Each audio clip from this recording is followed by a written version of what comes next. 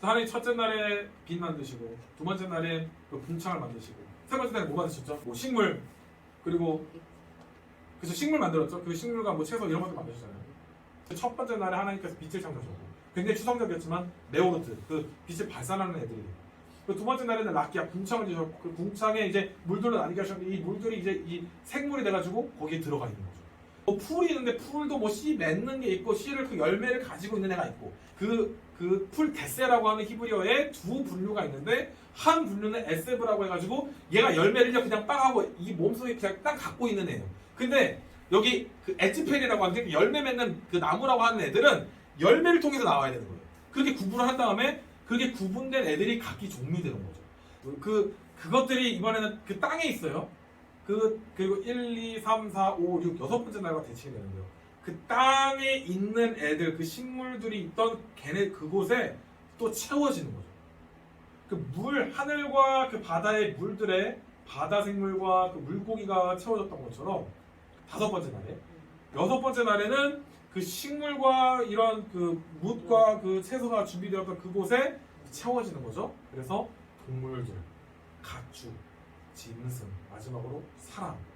다음 주 이제 낮에 그 사람이 창조에 대해서 그 사람의 창조가 왜 절정인지까지 보게 되는데, 오늘 그래서 여섯 번째 날이 그 땅에 기는 모든 것들까지도 지으시는, 그러니까 하나님은 뭔가 그 뉘앙스와 어떤 미묘한 차이를 통해서 그 하나님께서 이런 세상들을 창조하고 가시는 그 모습들을 이렇게 이미지로 보여주는데, 우리는 이미지가 안 보이고 궁창이 뭔지도 모르고, 그러니까 이렇게 공간과 구획을 나누시고 지으시고 종류대로 채우시는 하나님의 위대하신 질서를 보게 되는 거죠. 하나님은 하나님의 질서를 가지고서 우리를 지으시는 분입니다. 하나님의 질서를 가지고 세상을 지으시는 분입니다. 왜 나를 하나님 이렇게 만드셨어라고 원망할 게 아니죠. 하나님께서 나를 그렇게 지으신 이유는 그것을 통해서 하나님께서 영광을 받으시고, 그것을 통해서 나에게서 이루고자 하시는 사명과 콜링이 있기 때문입니다. 아멘. 나를 왜 이렇게 지으셨어라고 하는 그 부분이 바로 지금 우리가 고민의 출발점이 되는 건데요. 이거는 원망의 가사로 시작되는 것이 아니고, 나의 하나님께서 나를 왜 이렇게 만드셨지가 바로 나의 사명을 이해하는 출발이 되는 겁니다. 하나님은 자기 질서와 하나님의 방식을 가지고 선하게 세상을 지으신 분이시거든요. 그렇게 각기 종류대로 채우시는 분이시거든요. 하나님 너무 선하신 분이시거든요. 우리가요, 어떤 고민을 할 때 그 고민을 그냥 단순하게 뭐 간단한 대답은 그냥 기도하면 되고 말씀 보면 되고라고 할 수 있겠지만, 하나님께서 우리 가운데 주시는 굉장한 그 지혜의 자원들이 있습니다.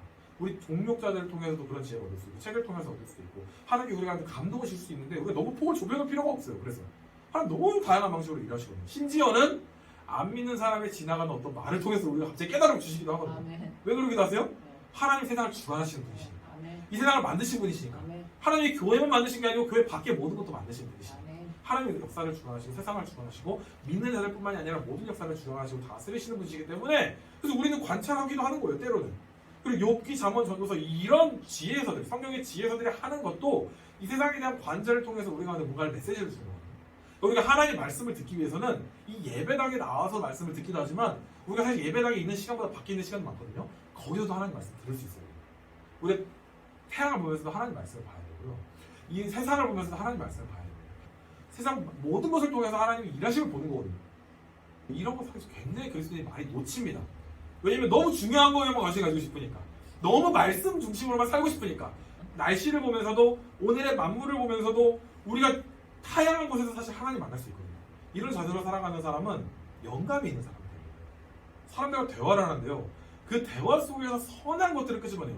그러니까 선한 것이요, 그냥 무조건 예술적인 이런 차원이 아니고 정말 하나님의 창조의 목적과 질서를 아는 사람이에요. 그걸 보는 사람이 되는 거죠.